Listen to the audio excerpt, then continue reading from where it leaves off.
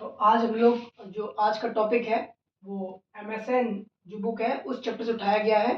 Topic का नाम है रीनल फेल्योर। तो सबसे पहले आपको ये पता होना चाहिए कि रीनल का मतलब क्या रहता है। तो जो वर्ड रीनल है इसका मतलब किडनी। जो अपनी बॉडी में किडनी होती है जो दो पाई जाती हैं स्पाइनल कॉर्ड के आसपास में पीछे साइड में। ठीक। तो उसका फेल हो जाना यानी किडनी का प्रॉपर वर्क ना करना। जो जो हमारी एक किडनी है इसके अंदर है नेफ्रॉन। इस नेफ्रॉन में जब यूरिन नहीं बनती है, मेटाबॉलिक वेस्ट है वो प्रॉपर तरीके से नहीं बनता है, कम ज़्यादा बनता है या फिर कुछ प्रॉब्लम्स क्रिएट होती हैं, दर्द वगैरह आता है, तो उस कंडीशन में किडनी अपना काम नहीं कर पाती, जिससे हम कहते हैं रीनल फेल्योर या फिर किडनी फेल्योर। तो आज वही टॉपिक पढ़ेंगे कि किडनी फेल क्यों हो जाती है, कैसे होती है, क्या कारण है, कितने टाइप्स है। तो इंट्रो से एग्जैक्ट डिफाइन क्या है वो देखते हैं। तो रीनल फेल्योर की डिफाइन जो है वो ये है, when kidney are unable to remove the body metabolic waste. मतलब जब अपनी किडनी है वो रिमूव नहीं कर पाती है मेटाबॉलिक वेस्ट यानी यूरिन को, तब हम इस कंडीशन को रीनल फेल्योर कहते हैं।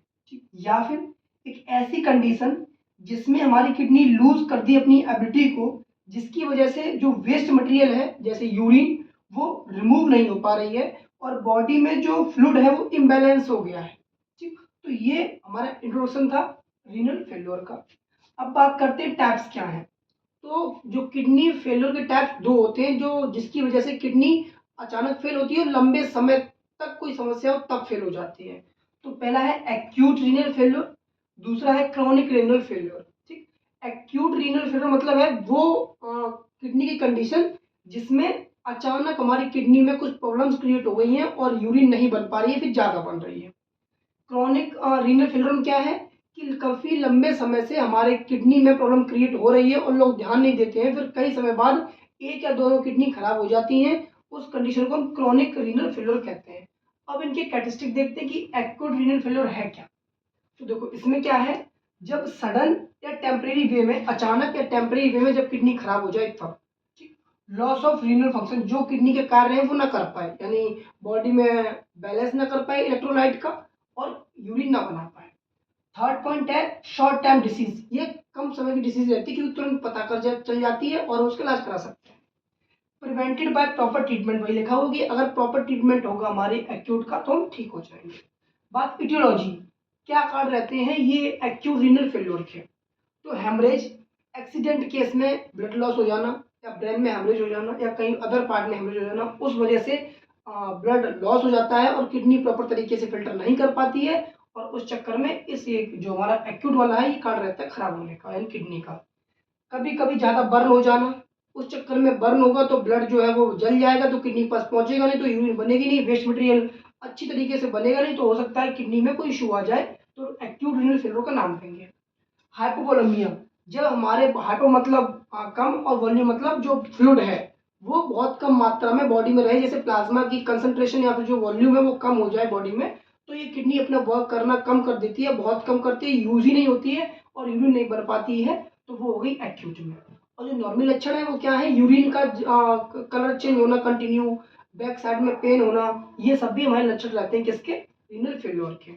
मैनेजमेंट कैसे करेंगे, एक्यूट सडन और टेम्परेरी है तो आसानी से हम क्या करेंगे, maintain fluid is based on daily body. Daily body का हम चेकअप करेंगे कितना यूरिन बंदा निकाल रहा है, किस कलर का निकाल रहा है, कौन कौन से उसमें प्रॉब्लम क्रिएट हो रही है, तो उस हिसाब से हम उसे फ्लूइड देंगे, तो हो सकता है उसकी किडनी जो एक्यूट ठीक हो सके। इलेक्ट्रोलाइट रिप्लेसमेंट जरूरत पड़ती है Na प्लस की, K प्लस की या फिर और भी इलेक्ट्रोलाइट होते हैं उनकी, तो वो भी हम इसमें प्रोवाइड करवा सकते हैं। लास्ट न्यूट्रिशन थेरेपी, इसका बहुत बड़ा कारण है कि अगर किसी इंसान की एक्यूट रीनल फेलियर हुई है तो न्यूट्रिशन वे में जो भी डॉक्टर द्वारा प्रोवाइड किया गया है वो उसको डेली बेसिस पे प्रोवाइड किया जाएगा, तो हो सकता है जो एक्यूट रीनल फेलियर हुआ है, किडनी फेलियर हुई है, वो सही हो जाए। अब सेकेंड टाइप था क्रॉनिक रीनल फेलियर। देखो क्रॉनिक मतलब लंबे समय, लार्ज समय से, क्या है, डिटोरियोरेशन इन रीनल फंक्शन, मतलब रीनल जो किडनी के फंक्शन है वो खराब हो जाना। ठीक, यानी प्रॉपर वर्क ना करना। In which body fail to maintain metabolic and fluid, मतलब जिसकी वजह से हमारी बॉडी मेटल वेस्ट को नहीं बना पाएगी प्रॉपर वे में और फ्लूइड में काफ़ी बैलेंस इम्बैलेंस चीज़ें हो जाएंगी, जिसे हम यूरेनिया की कमी से भी जानते हैं। क्रॉनिक का ये वर्ड था। इटियोलॉजी क्या है, कॉज क्या है, डायबिटिक मेलाइटिस, मतलब ये एक बीमारी जिसमें ग्लूकोज की मात्रा बहुत ज़्यादा हो जाती है, जिसकी वजह से यूरिन में ग्लूकोज आने लगता है और लोग जब ध्यान नहीं देते हैं तो एक समय बाद में किडनी में क्रॉनिक लंबे समय के होने की वजह से किडनी फेल हो जाती है। हाइपरटेंशन, ज़्यादा बीपी का हाई हो जाना। ठीक, डिसऑर्डर, खुद के डिसऑर्डर कुछ होते हैं, ऑटोइम्यून डिसऑर्डर या फिर जेनेटिकल डिसऑर्डर, जिसकी वजह से किडनी के खराब होने के चांस भी रहते हैं। साइन सिम्टम, एब्सेंट यूरिनेशन, मतलब क्या कहते हैं, यूरिन का कम निकलना या ज़्यादा निकलना, ये हमको देखने को मिलती है सारे सिम्टम। माइल्ड एनीमिया या फिर बॉडी में ब्लड कम है, उसकी वजह से ही बॉडी में ब्लड कम होने के चक्कर में भी क्या कहते हैं, किडनी में प्रॉब्लम क्रिएट हो सकती है। वीकनेस रहेगी, बर्निंग होगा हमारे फीट में, जो तलवे होते हैं उधर साइड में। मैनेजमेंट, तो सबसे पहला मैनेजमेंट है डायलिसिस, जो हॉस्पिटल में होता है। ठीक है, आर्टिफिशियल मशीन लगाते हैं उसके नर्व या वेन्स में, जिसकी वजह से जो बेकार ब्लड है वो मशीन में जाता है, वहाँ फिल्टर होता है, फिर अच्छा ब्लड दूसरे नस से अंदर आ जाता है। ये डायलिसिस मशीन का काम था।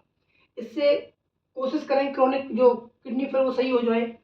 सर्जिकल ट्रीटमेंट रहता है, जिस तरीके से किडनी में नेफ्रॉन में जो यूरिन बनती है वहाँ पे कुछ इफेक्ट आया हो, फिर किडनी में पथरी आ गई हो, तो उसे हटाने के लिए सर्जिकल का इस्तेमाल करेंगे। न्यूट्रिशन थेरेपी, इसमें क्या करते हैं, एल्युमिनियम बेस्ड एंटासिड देते हैं, आयरन बेस्ड सप्लीमेंट देते हैं, कैल्शियम बेस्ड सप्लीमेंट देते हैं।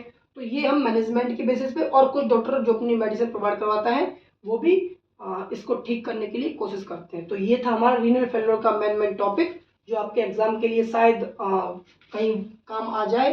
फिर अब बचा है इसका जो टॉपिक फिजियो, क्या कहते हैं उसको, किस तरीके से ये रीनल फेल्योर स्टार्टिंग से लेके लास्ट तक जाती है।